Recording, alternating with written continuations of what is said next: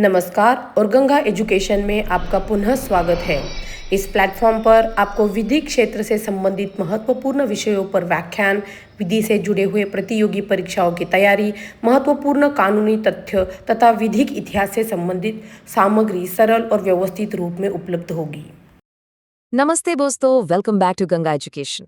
आज हम एक ऐसी लैंडमार्क जजमेंट डिस्कस करने वाले हैं जो एडमिनिस्ट्रेटिव लॉ और एजुकेशन लॉ दोनों का एकदम फाउंडेशन क्लियर करती है।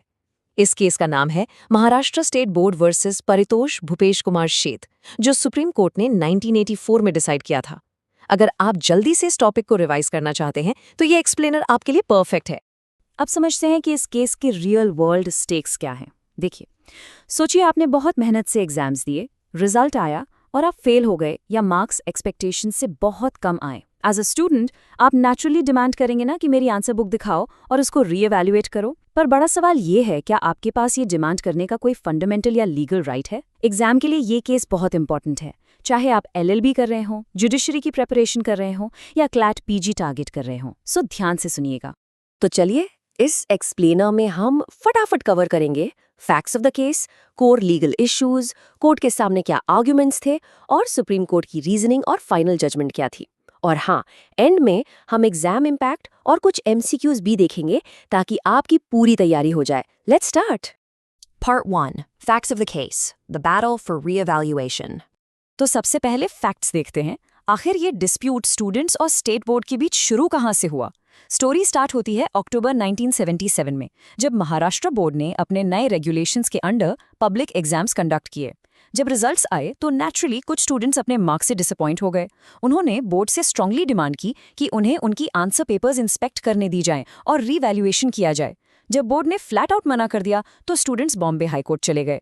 हाईकोर्ट ने एक्चुअली स्टूडेंट्स के फेवर में रूल किया और बोर्ड की रीवैल्यूएशन प्रोहिबिट करने वाले रूल्स को ही स्ट्राइक डाउन कर दिया। फिर इसके खिलाफ बोर्ड डायरेक्ट सुप्रीम कोर्ट आई और जुलाई 1984 में SC ने इस अपील को सुना। Part 2. Core legal issues and provisions. Let's look at the statutory framework. अब फैक्ट्स तो क्लियर है, आइए देखते हैं एग्जैक्ट लीगल प्रोविजंस जिन पर यह पूरा केस बेस्ड था। मैं सजेस्ट करूंगा कि आप इन सेक्शंस को नोट कर लें क्योंकि ये सेक्शंस एग्जाम में फ्रीक्वेंटली पूछे जाते हैं। पूरा dispute Maharashtra secondary and higher secondary boards act 1965 के सेक्शन 36 पर टिका था, जो बोर्ड को एग्जाम कंडक्ट करने के लिए रेगुलेशंस बनाने की पावर देता है। इस पावर का यूज करके बोर्ड ने रेगुलेशन 104 बनाया। अब यहाँ कैच देखिए, रेगुलेशन 104(1) कहता है कि सिर्फ मार्क्स की टोटलिंग वेरीफाई की जा सकती है, पर रेगुलेशन 104(3) स्ट्रिक्टली प्रोहिबिट करता है किसी भी आंसर बुक के डिस्क्लोजर, इंस्पेक्शन या रीवैल्यूएशन को। यानी सिंपल वर्ड्स में आप पेपर दोबारा चेक नहीं करवा सकते। इस स्ट्रिक्ट बैन की वजह से सुप्रीम कोर्ट के सामने 3 क्लियर लीगल क्वेश्चंस थे। पहला, क्या ये clauses principles of natural justice को वायलेट करते हैं? दूसरा, क्या ये रूल्स पेरेंट एक्ट के सेक्शन 36 के अल्ट्रा वायरस हैं? मतलब क्या बोर्ड ने अपनी पावर क्रॉस की? और तीसरा, क्या ये रेगुलेशंस अनरीजनेबल बायलॉज हैं जिन्हें कोर्ट स्ट्राइक डाउन कर सकती है? Part 3. Arguments before the court. Students versus the state board. दोनों पार्टीज ने कोर्ट के सामने बहुत स्ट्रॉन्ग पॉइंट्स रखे। एक तरफ स्टूडेंट्स थे जिन्होंने आर्ग्यू किया कि आंसर पेपर्स ना दिखाना नेचुरल जस्टिस का डायरेक्ट वायलेशन है। उनका कहना था कि इंस्पेक्शन पे बैन लगाना कंप्लीटली अनरीजनेबल है और जब वेरिफिकेशन का राइट दिया है तो उसमें रीवैल्यूएशन का राइट ऑटोमेटिकली इम्प्लाइड है। दूसरी तरफ स्टेट बोर्ड का डिफेंस एकदम क्लियर था। उन्होंने इसे as a valid delegated legislation defend किया। बोर्ड ने आर्ग्यू किया कि अगर लाखों स्टूडेंट्स रीवैल्यूएशन मांगने लगे तो एडमिनिस्ट्रेटिव कोलैप्स हो जाएगा और इसीलिए आंसर स्क्रिप्ट्स को स्ट्रिक्टली कॉन्फिडेंशियल रखना जरूरी है। Part 4. Supreme Court's reasoning. अब हम लॉ को एनालाइज करेंगे। चलिए, अब जरा प्रोफेसर मोड में आते हैं। सुप्रीम कोर्ट ने इन आर्ग्यूमेंट्स को एक्चुअली इवैल्यूएट कैसे किया? देखिए, कोर्ट ने सबसे पहले डेलीगेटेड लेजिस्लेशन के कंसेप्ट को समझाया। ये वो रूल्स होते हैं जो पेरेंट एक्ट यानी प्राइमरी लेजिस्लेशन के अंदर बनाए जाते हैं। कोर्ट ने क्लियर किया कि हमारा काम किसी पॉलिसी की विजडम जज करना नहीं है। कोर्ट बस ये देखेगी कि क्या ये रूल पेरेंट एक्ट के स्कोप के अंदर बनाया गया है या नहीं। कोर्ट ने यहाँ एक इम्पॉर्टेंट प्रिंसिपल दिया। कोर्ट ने क्लियरली कहा कि नेचुरल जस्टिस का प्रिंसिपल यहाँ अप्लाई ही नहीं होता, क्योंकि मेरे इवैल्यूएशन में स्टूडेंट को कोई एडवर्स सिविल कॉन्सिक्वेंस नहीं झेलना पड़ रहा है जो उसके लीगली वेस्टेड राइट्स छीन रहा हो। दूसरी बात, बोर्ड ने बिल्कुल सेक्शन 36 के अंदर रहकर वैलिड रूल्स बनाए थे। कोर्ट अपना पॉलिसी व्यू उन पर थोप नहीं सकती। और सबसे बड़ा प्रैक्टिकल पॉइंट, अगर रिवैल्यूएशन अलाउ कर दिया तो रिजल्ट्स की कोई फाइनलिटी नहीं रहेगी, ग्रोस डिलेज होंगे और पूरा एजुकेशन सिस्टम कंफ्यूजन में आकर रुक जाएगा। Part 5. Judgment and Key Principles. देखते हैं फाइनल वर्डिक्ट क्या रहा।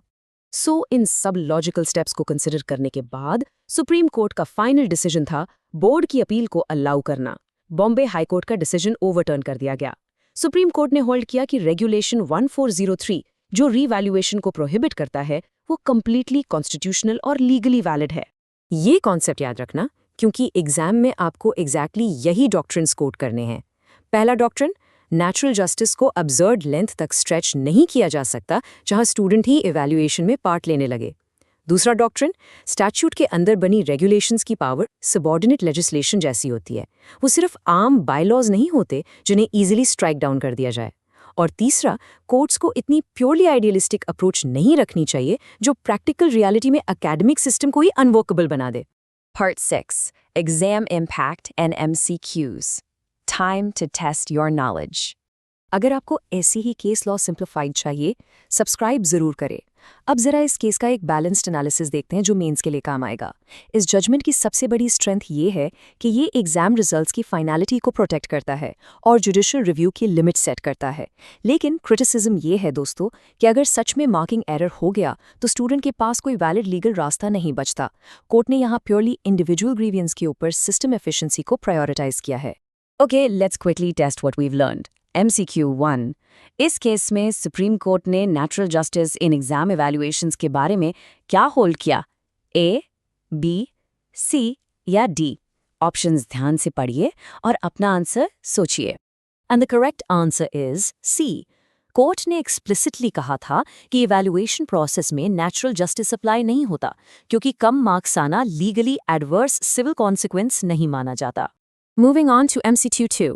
According to this judgment, courts delegated legislation को strike down सिर्फ तभी कर सकती हैं जब वह A, B, C या D. Take a guess. सही जवाब है B। सुप्रीम कोर्ट ने एम्फसाइज किया था कि रूल की विजडम चेक करना उनका काम नहीं है।